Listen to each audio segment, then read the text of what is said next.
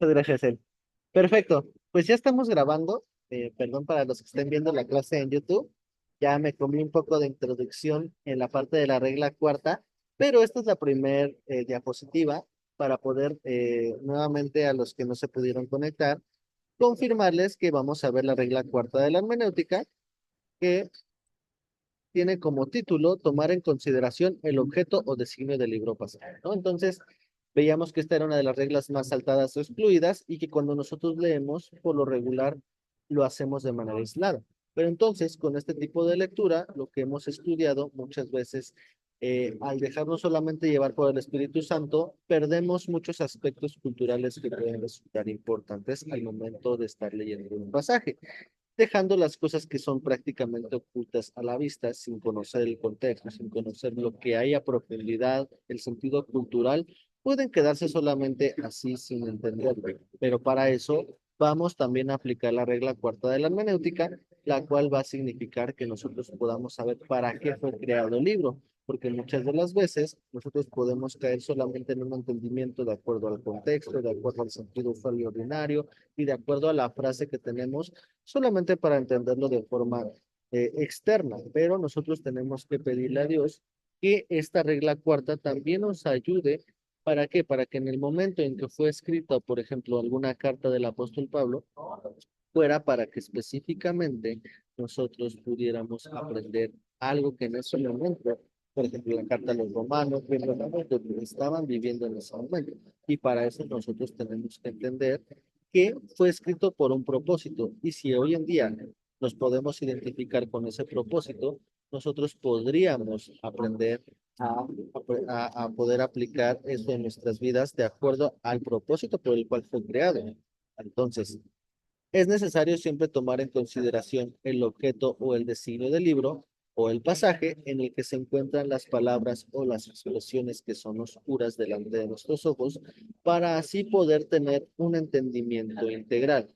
Con esta regla ya no solo debemos considerar el contexto, sino todo lo que abarca la situación, el tiempo, en el momento en el que fue escrito, el diseño del por qué estaba escribiéndolo, y así vienen muchas características de las que podemos ver, ¿no?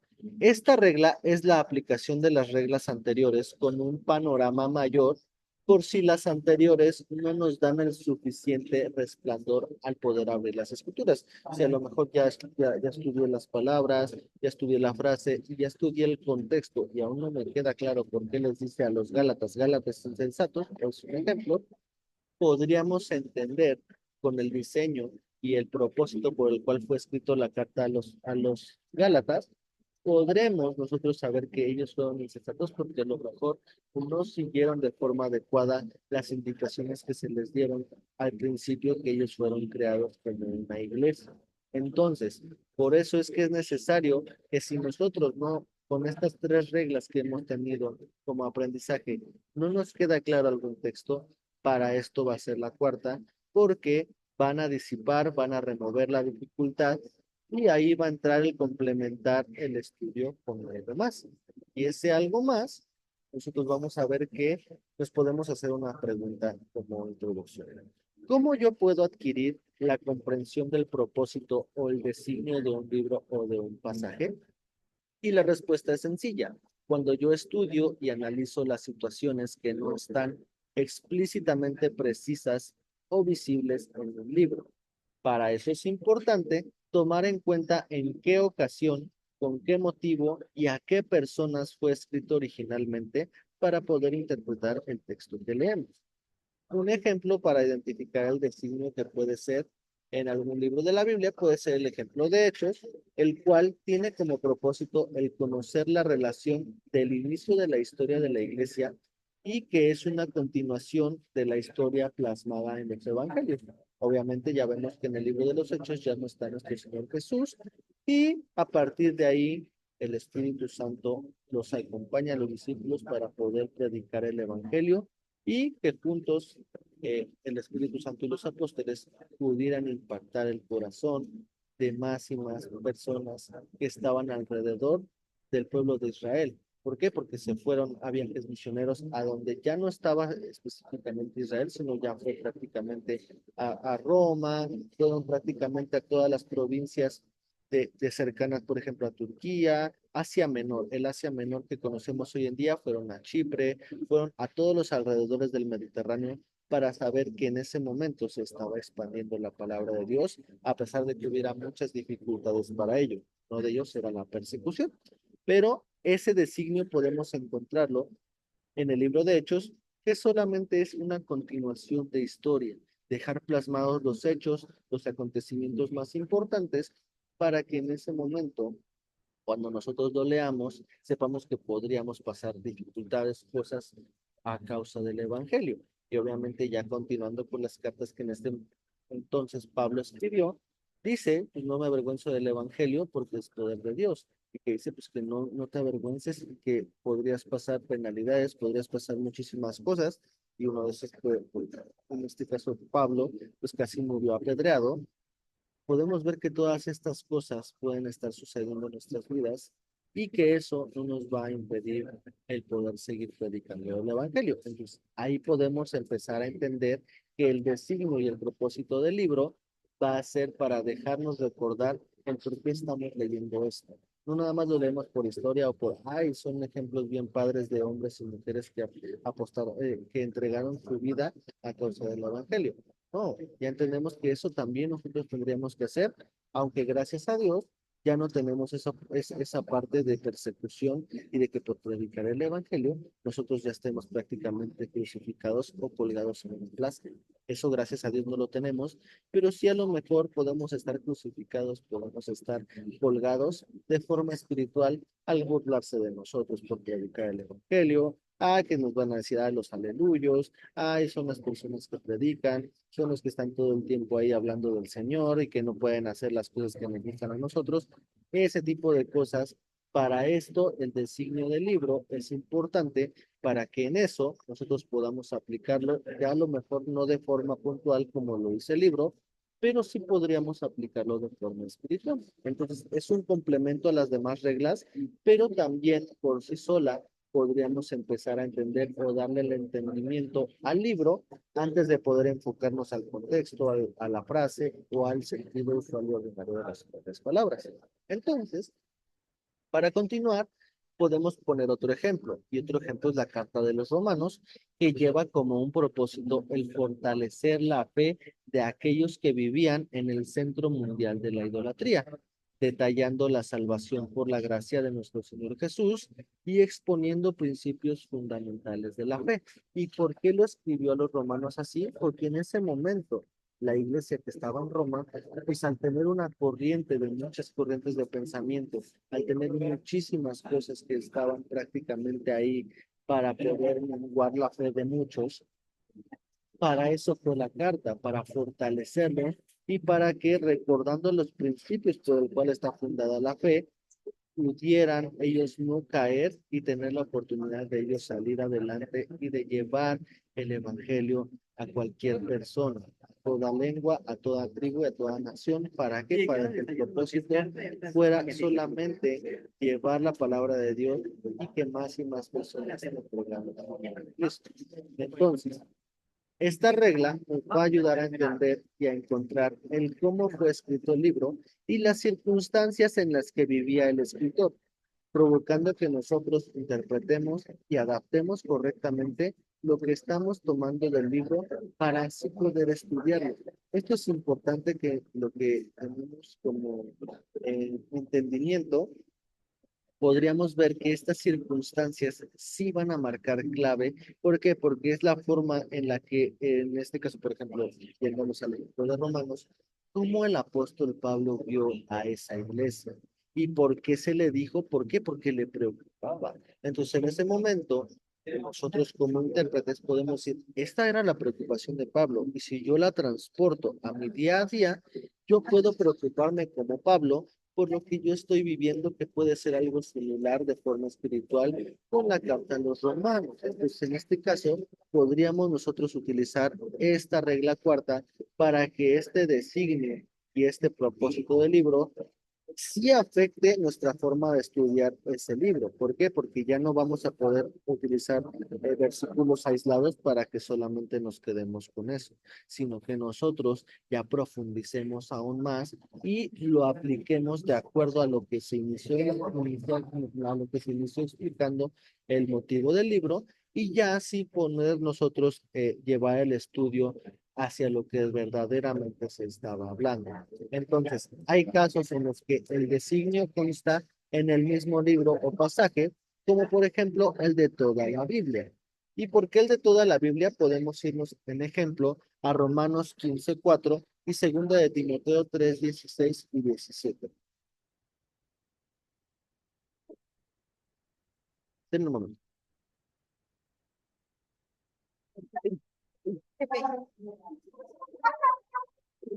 En Romanos 15:4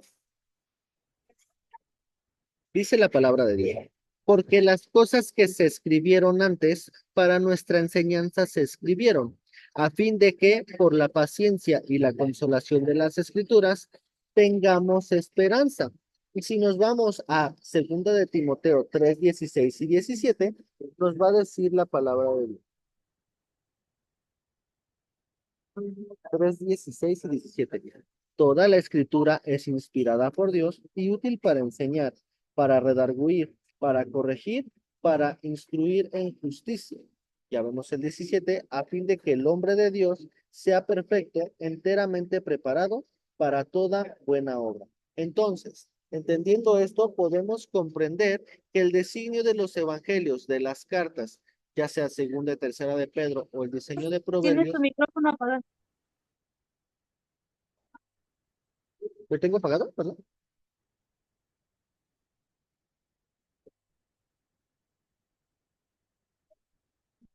¿Sí me escuchan? Ok. Hola, hola. Sí, ya. Ah, perfecto. Vale, gracias. Entonces, retomando esta parte, lo que vemos en Romanos y en Segunda de Timoteo es una confirmación en dos libros diferentes de por qué el designio tiene que ser prácticamente el mismo o similar, de acuerdo obviamente al contexto y de acuerdo a lo que estaba viviendo cada una de las partes, en este caso la carta a los romanos, y en este caso lo que le estaba instruyendo a Timoteo era algo importante que tuvieran que explicar. ¿Para qué? Para que entendiendo el propósito por el cual fue escrita esa carta, en este caso, segunda de Timoteo, pues podemos entender que fue una carta que fue escrita para seguir reforzando la vida de un pastor joven. Un pastor joven porque Timoteo le dice en su primera carta, dice que no tengas miedo, no te avergüences por ser joven, sino al contrario, tengas la oportunidad de que tú con esa conducta, con esa forma de vivir, tú puedas impactar el corazón de las personas, que dice, ninguno tenga en poco tu juventud. Entonces, la parte de Romanos 15 nos da ese fortalecimiento para que, leyendo la carta de Timoteo, dice, porque las cosas que se escribieron fueron para nuestra enseñanza, a fin de que por la paciencia y la consolación tengamos esperanza. Entonces, Romanos les da esa esperanza por medio de la fe y a Timoteo para fortalecer tu ministerio. Entonces, sí habla de lo mismo, pero habla en dos formas diferentes. Entonces, en la segunda carta de Timoteo, como les decía, era para reforzar esa parte. Y en Romanos, su ministerio de Timoteo, y en Romanos para fortalecer la fe de toda una iglesia. Entonces, a través del estudio diligente, vamos a lograr conocer el designio y con esto vamos a obtener una solución para la explicación de puntos oscuros que no entendamos, para la aclaración de textos que parecen contradictorios y para conseguir un conocimiento más profundo en pasajes que incluso ya hemos leído una gran cantidad de veces. Esto es importante porque muchas veces es lo que nos dice también nuestro pastor. Muchas veces hemos leído el texto y solamente por leerlo de corrido o explicarlo de corrido, dejamos de entender la riqueza que tiene de acuerdo a lo que estamos viendo en ese momento. Y si solamente lo leemos y lo decimos por leerlo, nos perdemos del por qué fue dicha esa palabra. Entonces, por ejemplo, Jehová es mi pastor, nada me faltará, el Salmo 23, podemos decir qué bonita palabra, pero si nosotros lo entendemos, el por qué fue escrito esta parte de del entendimiento del Salmo 23, nosotros podremos saber que fue escrito en un momento que no era el más adecuado para escribirlo David y que fue para él tener como fortalecimiento saber que Dios estaba en cuidado aun cuando lo estaba persiguiendo, en este caso el rey Saúl. Entonces, nosotros podemos entender y aplicar la regla teniendo como una importancia muy grande el contar con herramientas de estudio que nos faciliten el encontrar los designios o el objeto principal de un libro. Y aquí no es para que yo les obligue a comprar algo, para que yo les sugiera comprar algo, pero si ustedes tienen el acceso para adquirir una Biblia de estudio, es una de las mejores herramientas que nosotros podemos tener, ya que en muchas de ellas va a venir una explicación o un propósito de cada libro y nos puede apoyar a desarrollar cada uno de los textos. Y si el día de hoy me voy a poner a leer, por ejemplo, la carta a los Corintios, yo sepa el por qué fue escrito y algo que me impacte de esa carta, sepa yo aplicarlo de acuerdo al propósito inicial por el cual se escribió. Entonces, un ejemplo para que nos quede más claro y poder ya ir cerrando la clase va a ser un primer ejemplo. La carta, como les comentaba, a los Gálatas y a los Colosenses, las cuales fueron escritas a causa de los errores que los judaizantes trataban de enseñar en las iglesias y por lo tanto el designio del libro fue enseñar con claridad el propósito que tuvo la muerte expiatoria de nuestro Señor Jesús, o sea, el propósito del por qué él estaba escribiendo esa carta y del por qué tenían que entender que Jesús murió por ellos, ¿no? Entonces, de esa misma forma, podemos nosotros entender que el designio principal de estas cartas es el refutar a los judaizantes. Los judaizantes son los que enseñaban que los creyentes gentiles, que no eran judíos, debían de obedecer la ley judía para poder ser salvos y pues obviamente llegaba la aplicación en el libro de los Gálatas de que pues obviamente la salvación no era solamente por la ley, sino de los que eran gentiles, tenían la oportunidad de ser salvos por gracia. Y para eso vamos a leer Gálatas 5:1 y Gálatas 5:1 dice la palabra de Dios. Estad pues firmes en la libertad con que Cristo nos hizo libres y no estéis otra vez sujetos al yugo de esclavitud. ¿Por qué? Porque dice, porque Cristo nos hizo libres. Aquí no dice, la ley de Moisés nos hizo libres. Porque dice, el yugo de esclavitud, muchas de las veces nosotros podemos llegar a pensar que ese tipo de cosas son las que el día de hoy nos pueden estar deteniendo para poder conocer que lo que estamos haciendo es solamente algo que es una práctica como una ley, pero es todo lo contrario. Entonces, ¿por quiénes somos libres? Por Cristo. Entonces, en varias ocasiones leemos que Pablo hace referencia a esto y que pueden quedar aclaradas muchas palabras oscuras. En este caso, pues porque son esclavos, ¿no? Son esclavos prácticamente de la forma de pensar que estaban teniendo en ese momento. No era una esclavitud solamente de meterlos a una prisión, sino de que esas palabras oscuras salen a la luz si nosotros entendemos del por qué el propósito de la carta a los Gálatas. Entonces, ahora ya cuando leamos Gálatas, debemos de entender que este conflicto del primer siglo entre la ley y la gracia, la fe y las obras, todos los cristianos malinterpretaban su fe al creer que debían de ser legalistas para poder ser salvos, cosa que es totalmente incorrecta y que nosotros tenemos que aprender a diferenciar hoy en día también, porque muchas de las veces volteamos a ver al que no está haciendo las cosas correctas diciendo, es que tú no vas a ser salvo porque tú no sigues lo que Dios dice. Al contrario, si esa persona muriera o estuviera en el hospital a punto de fallecer y a Dios le placiera que se le compartiera el Evangelio y de último momento él aceptara a Cristo, pues él prácticamente no tuvo un caminar cristiano a lo largo de su vida, pero por gracia él fue salvo.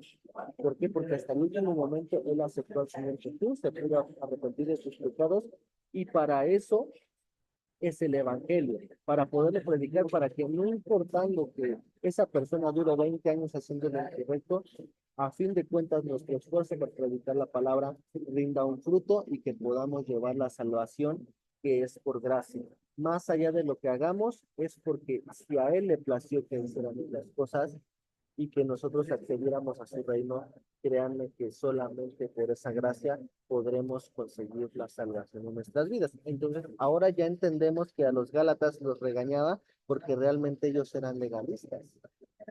Entonces, entendiendo esto, ya cualquier versículo que podamos leer de Gálatas nos va a parecer completamente diferente, aunque ya muchos de esos versículos no los hayamos aprendido, podremos aplicarlo de acuerdo a lo que tiene el sentido, de acuerdo al propósito del libro. Entonces, para poder ir cerrando, vamos a obtener el ejemplo 2, comparando Romanos 3:28 con Santiago 2:24. Y aquí vamos a leer otra vez Romanos, sí, capítulo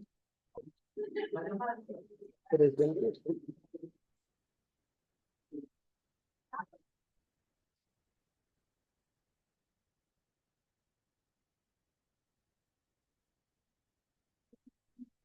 Romanos 3:28 dice la palabra de Dios. Concluimos pues que el hombre es justificado por fe sin las obras de la ley. Entonces, entendiendo aquí lo que dice Pablo, dice que pues el hombre es justificado por la fe y no por las obras. ¿Por qué? Porque muchas veces los romanos decían eso, ¿no? Para fortalecer su fe, ellos tenían que tener las mejores obras para poder llamarse cristianos. Pero aquí dice que solamente por las obras, por la fe, y no necesariamente por las obras, iban a ser salvos. Pero ahora vamos a hacer el contraste con la carta de Santiago, que aparentemente contradice lo que dice Pablo. Pero tenemos que entender que hay como quien dice, un gato encerrado. Santiago 2:24 dice la palabra de Dios. Vosotros veis, pues, que el hombre es justificado por las obras y no solamente por la fe. Ah, caray, a mí no me queda claro, David. ¿Por qué? Porque a mí me está diciendo Pablo una cosa cuando Santiago dice otra.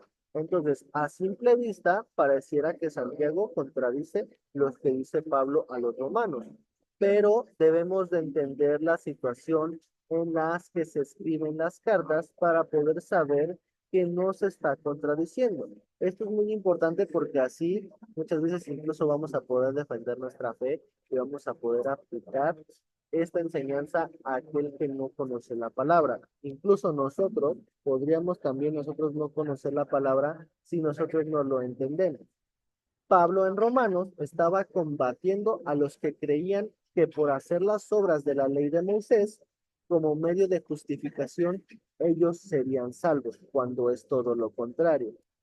Santiago en su carta combate el error de unas personas desordenadas que solamente se contentaban con una fe que era imaginaria, sin una vida espiritual correcta, descuidando o rechazando las buenas obras. Entonces, Pablo va a tratar la justificación personal delante de Dios y Santiago se va a ocupar por la manera de actuar de los hombres delante de Dios.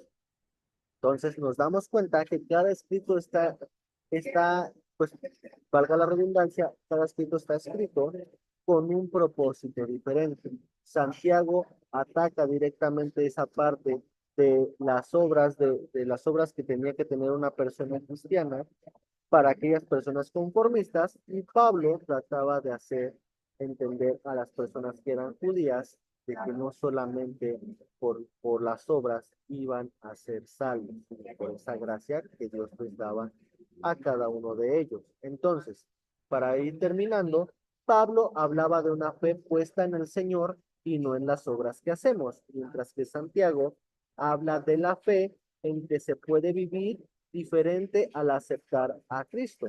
Entonces, como conclusión y como un cierre unificado, podemos decir que nuestra persona se justifica delante de Dios mediante la fe, pero nuestra fe se justifica delante de los hombres por nuestra manera de vivir. El entendimiento y la ayuda del Espíritu Santo siempre va a provocar que nuestro estudio va a quedar más claro y apoyado con las reglas que hasta este momento ya hemos aplicado. y por eso es necesario que nosotros lo apliquemos en nuestra vida y que prácticamente nosotros empecemos a desarrollar esta cuarta regla de la hermenéutica a la par de las otras o también de manera aislada. ¿Por qué? Porque podríamos incluso empezar de la cuarta y ya empezarnos a enfocar de acuerdo a lo que leemos, las palabras, la frase o todo el contexto de una palabra o de un capítulo entero para poder empezar a estudiar las escrituras y que nos quede más claro lo que empecemos a aplicar en nuestra vida. Entonces, yo quisiera preguntarles, ¿hasta aquí tienen alguna duda de esta explicación? Porque yo casi siempre me como el tiempo, pero hoy en día todavía tengo unos minutitos para poder explicar. Traté de resumir lo más posible esta regla cuarta, pero sí quisiera yo preguntarles a ustedes si tienen alguna duda. Con toda confianza pueden decirme no entendí o sí entendí para que yo pueda poderlos auxiliar en cualquier.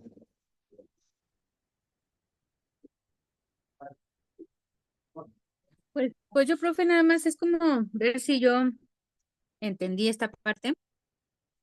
Habla acerca de cómo hacer, ay, se me olvidó la palabra, de cómo hacer estas conexiones entre la escritura, ¿no? Entre diferentes autores, pero al final del día llegando a una misma conclusión.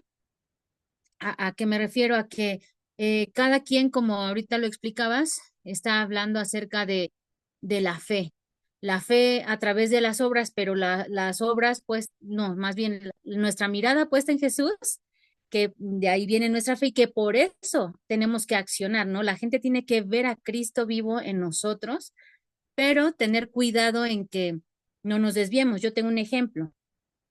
Por ejemplo, conozco a una persona que dice, este, que ya, perdón, a lo mejor no es con respecto a la fe, pero dice que ya, pues nuestra vida fue comprada. Olvidé el versículo, ahorita si alguien me puede apoyar, en que ya fue comprada, ¿no? Entonces, pues, ¿qué más podemos hacer si ya nuestra vida, pues ya está puesta en Cristo y como que ya está escrita y ya, ¿no? Pero entonces aquí es donde ellos, tanto Pablo como Santiago, hablan acerca de cómo nuestra vida, si nosotros no ponemos nuestra mirada fija en Cristo, pues no es nada, ¿no? O sea, entonces, es que se me olvidó la palabra, el versículo donde habla de que ya fuimos, ay, no, sí, no es como comprados, pero que ya como ya, que ya está nuestra vida escrita en el libro, y ya, no tenemos que hacer nada. No me acuerdo. Pero no sé, profe, espero no haber confundido o estar diciendo cosas desvariadas. No, no, no, muchas gracias por tu participación, Cel. Y fíjense que es una excelente aportación que nos hacen. También a mí se me olvidó el versículo porque estaba enfocado más a la parte de la fe, pero sí es necesario que aprendamos que muchas de las veces lo leemos y solamente decimos, ah, pues qué padre, ¿no? Mi vida está comprada y ya no necesito hacer más. Pero cuando conocemos el propósito por el cual fue escrito ese versículo, y pues eso ya se lo podrá llevar de tarea a él para que lo publique en el grupo de WhatsApp y que nos pueda dar la cita, ahí podríamos incluso aplicar la regla cuarta del por qué dijo eso y cómo lo podemos entender sin entender el propósito. Y el después va a ser el por qué nosotros aprendemos que el propósito fue que lo haya orillado al autor a escribir esa parte, porque es necesario que nosotros aprendamos a ir desmenuzando la palabra de Dios siempre y cuando nosotros sepamos del por qué fue escrito y del cómo vamos a llevar nuestro entendimiento y nuestra práctica de acuerdo a lo que estamos aprendiendo. Entonces, muy buena participación, Cel. ¿Alguien más quiere decir un comentario antes de que tenemos 3 minutos todavía? ¿Algo que les haya quedado claro? Hermana Carmelita. Sí, yo, maestro, pues sí se me hizo un poquito así como que complicado, la verdad, así como que, ay, híjole, ¿cómo está esto? Que en un versículo dice de una cosa y en otro versículo dice otra cosa, pero sí me quedé así como un poquito enredada, porque también hablaban de la ley y la gracia, la fe y las obras, y yo, o sea, yo me quedé con esa duda, pero pues no sé si me pueda responder o yo le mando WhatsApp personal o no, porque ya ve que luego yo, híjole, me tardo mucho en entender la clase a veces. Y ahorita así como que, ay, híjole, ¿cómo está eso de que Santiago dice una cosa, Romanos dice otra cosa, pero de todos modos van al mismo, pues a lo mismo, o no lo entendí bien, así? Así es, sí, es efectivamente el mismo destino, pero obviamente lo podemos aprender y esto es más que nada para disipar la duda que tenemos, hermana Carmelita, que nosotros podamos, de acuerdo a lo que estemos viviendo, aplicar la palabra de Dios. Y en este caso, lo que podremos entender es que Pablo lo estaba viendo desde un escenario y Santiago lo estaba viendo desde otro lado, pero prácticamente lo tenemos que llevar a una explicación de que nosotros nos quede claro de que sí tenemos que vivir sabiendo que no tenemos que seguir la ley de Moisés al pie de la letra, pero sí tenemos que nosotros demostrar con nuestro testimonio que lo que somos como cristianos no nos debe de orillar a que nosotros hagamos lo que queramos, sino que hagamos lo correcto, sabiendo que tenemos que cuidar esos dos lados y esos dos puntos de vista. Entonces, no sé si quedó un poquito más claro. Sí, sí, sí, sí está bien, maestro, gracias. ¿No? De cualquier forma, cualquier otra duda que tengan, con toda confianza pueden mandarme al WhatsApp. A veces me tarda un poquito, pero sin duda alguna se las resuelvo. Y primeramente Dios, ya nos estaremos viendo ya la siguiente clase, ya prácticamente en casa, sin tanto ruido, perdónenme ahí también por el ruido, pero vamos a poderlo hacer. Y ya lo ubicamos, es Efesios 1 con la predestinación.